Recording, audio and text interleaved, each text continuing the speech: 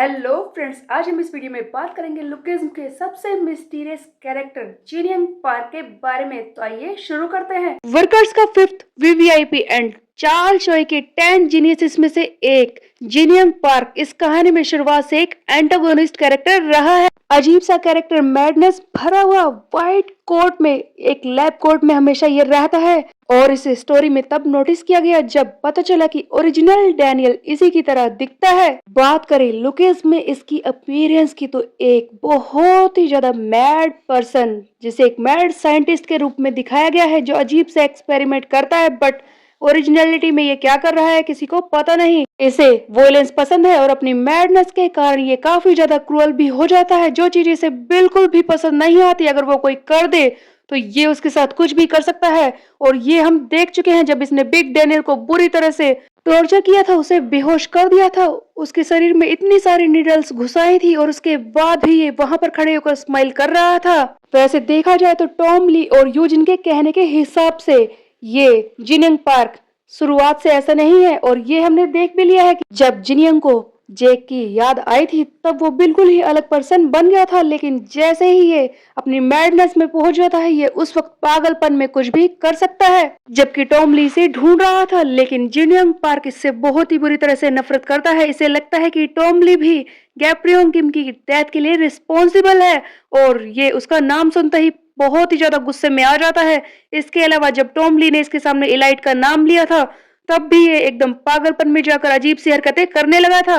Tom Lee ने सिर्फ इसे ही ढूंढने के लिए व्हाइट टाइगर जॉब सेंटर को शुरू किया था, तो जरूर ऐसी कोई न कोई बड़ी बात है जिसे स्टोरी में अभी दिखाना बाकी है। चार्ल्स चोई से भी इसकी कहानी जुड़ी हुई है। चार्ल्स चोई इसे बिल्कुल भी पसंद नहीं करता, क्योंकि हमने पहले ही देख लिया है जब भी ये इलाइट का नाम सुनता है इसे कुछ ना कुछ हो जाता है, इसके सर में दर्द होने लगता है, ऐसा लगता है कि इसे कुछ याद आने वाला है। और जैसा कि नो बैग्यू ने बताया था कि ये चार्ल्स चोई के लिए सबसे बड़ी मुसीबत है, उसकी सबसे बड़ी कमजोरी। ये कोई ना कोई ऐसा सच जानता है, शायद गैब्रियोन किम की मौत का सच, जो चार्ल्स चोई के लिए मुसीबत बन सकता है। नो बैग्यू जो कि गैब्रियोन किम की फीस्ट गैंग में उसका ड्राइवर था, जो इससे काफी ज्यादा क्लोज था, जिनियंग पार्क के बारे में ये काफी कुछ जानता है, क्योंकि ये पहले फीस्ट गैंग में इससे काफी ज्यादा क्लोज रहा है। और शायद इसीलिए इसने डैनियल को भी यंग मास्टर कहकर बुलाया था। यंग मास्टर इसका मतलब यही है कि छोटा डैनियल बिल्कुल जिनियंग पार्क की तरह ही दिखता होगा, तभी तो नो बैग्यू ने उसे यंग मास्टर कहा था। उसके अलावा इस जिनियंग को दिखाया गया जेक किम के साथ, जैसा कि शुरुआत में इसे कुछ याद नहीं आ रहा था और बीच में जिनियंग ने कहा था कि क्या तुझे शर्म नहीं आई कि तूने अपने ही डैड को मार दिया। तो इसका मतलब ये भी हो सकता है कि जेक किम का बड़ा भाई उसके बारे में भी ये बहुत कुछ जानता है। एंड इसके अलावा जैसे ही इसे जेक याद आया था उस वक्त ये बिल्कुल ही डिफरेंट पर्सन बन गया था, इसकी पर्सनैलिटी भी बिल्कुल बदल चुकी थी। इसने अलाइड की मदद भी की थी डैनियल को होश में लाकर, लेकिन पिछले चैप्टर के लास्ट सीन में देखकर तो ऐसा लग रहा था कि ये फिर से अपनी क्रेजीनेस में पहुंच चुका है और अब कुछ भी कर सकता है। आखिरी इंसान जिससे कि जिनियंग जुड़ा है वो है डैनियल। वैसे देखा जाए तो ये बात अभी भी कंफर्म नहीं है और स्टोरी में कोई भी ट्विस्ट आ सकता है, बट ये देखा जा रहा है कि जिनियंग ही है जो डैनियल पार्क का फादर हो सकता है। इसके कई सारे रीजंस हो सकते हैं। सबसे पहला तो यही कि इन दोनों का सरनेम पार्क है, जिनियंग पार्क एंड डैनियल पार्क। उसके अलावा कभी कभी ये बिग डैनियल के फेस जैसा भी लगता है। देखा जाए तो छोटा डैनियल कभी कभी बिग डैनियल जैसे ही लगता है। उसके अलावा जिनियंग पार्क भी छोटे डैनियल जैसा लगता है, ये तो उसकी ग्रैंड मॉम ने कहा ही है। तो ऐसा हो सकता है कि ये बॉडी इसी स्ट्रक्चर, इसी फेस लाइन जैसे इंसान को सूट करती है जो इसे यूज कर सकता है, बट इस बात को भी कंफर्मली नहीं कहा जा सकता, क्योंकि इस बॉडी को यूज करने में बीच में कई लोग और भी हैं। इसके अलावा एक और बात है, ये जिनियंग पार्क भी कॉपी टैलेंट रखता है जैसा कि डैनियल पार्क के पास है।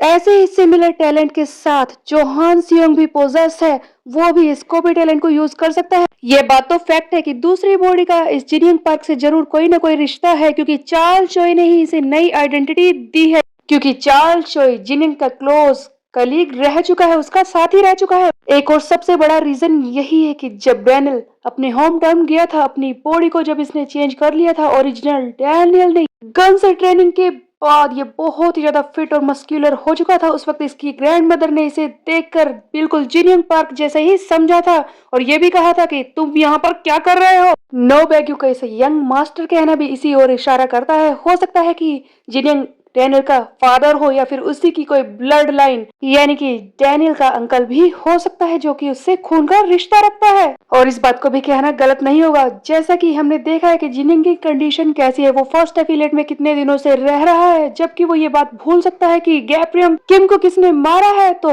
हो सकता है कि इस बात की पूरी पूरी पॉसिबिलिटी है कि वो ये भी भूल गया हो कि उसका एक बेटा भी है, और शायद इसी वजह से उसे पता ही नहीं हो।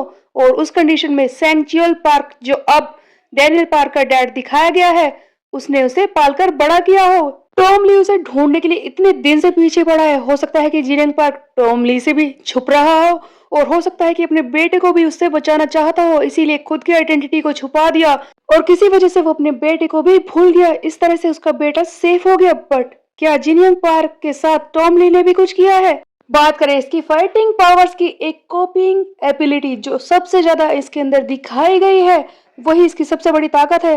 हो सकता है कि फीस्ट गैंग में ये टॉम ली जैसा ही एक स्ट्रॉन्गेस्ट फाइटर रहा हो, लेकिन अब इसकी कंडीशन को देखकर ऐसा नहीं लगता। जैसे कि ये बात तो सबने देख ही ली कि गैब्रियम किम की फीस्ट गैंग के कई सारे मेंबर्स अपनी अपनी कोई ना कोई चीज खो चुके हैं। यहाँ पर इलाइट खुद अपना हाथ खो चुका है। टॉम ली को भी दिखा दिया गया है कि उसका एक हाथ नहीं है। उसके अलावा खुद गैब्रियम किम मारा जा चुका है। बट जिनियन की केस की बात करें तो उसने अपनी बॉडी का कोई पार्ट तो नहीं खोया, बट अपनी सबसे बड़ी चीज यानी कि अपनी मेंटल स्टेबिलिटी वो खो चुका है। वो पागलपन में सारी चीजें करता रहता है, और यही सबसे बड़ा रीजन है कि वो भी एक हैंडीकैप ही है बाकी लोगों की तरह। जिनियन के कैरेक्टर को कहानी में इंटरेस्टिंग बनाने की सबसे बड़ी बात तो यही है कि डैनियल पार्क का सच यानी कि दो बॉडीज का सच जिनियन पार्क भी जानता है। जैसे ही इसने ये सुना था, ये काफी ज्यादा परेशान सा अलग सा रिएक्शन दे रहा था। उसके अलावा डीजी भी इस बारे में जानता है। जिनियंग ने काफी क्रूअल काम भी किए हैं। इसी की वजह से, इसकी पिल्स की वजह से ही ओलिव फैंग की हालत खराब हो चुकी थी। उसके अलावा सीनू हैन ने भी इसी की वजह से कुछ दिनों तक अपनी मेंटल स्टेबिलिटी को खो दिया था। इन सारी बातों को देखकर समझकर अगर बात की जाए तो ये कैरेक्टर सबसे ज्यादा मिस्टीरियस ही है इस कहानी में, जिससे इस कहानी के सबसे बड़े राज जुड़े हुए हैं, जो इस कहानी को बदल कर रख सकता है अगर इसका कोई भी सच सामने आ जाए। लेकिन वो होगा कब, ये देखने वाली सबसे ज्यादा जरूरी बात है। सो गाइस, आपको ये इन्फॉर्मेटिव वीडियो कैसी लगी कमेंट करके जरूर बताएं। मेरे वीडियो को लाइक करें, चैनल को सब्सक्राइब कर ले। फिर मिलते हैं, बाय बाय।